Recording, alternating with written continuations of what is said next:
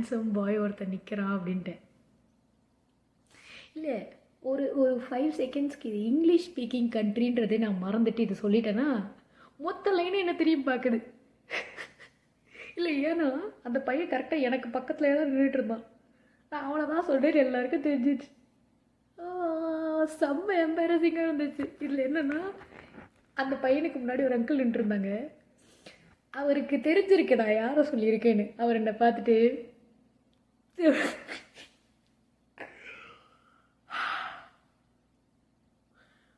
அந்த பையன் பில் போட்டு கிராஸ் பண்ணி போகிற வரைக்கும் எப்படா போ இந்த லைனு அப்படின்னு சொல்லிட்டு நான் இப்படியே குத்த வச்சு உக்காண்ட்ருக்கேன்.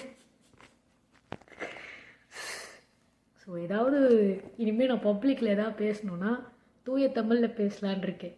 Same principle following in Brampton.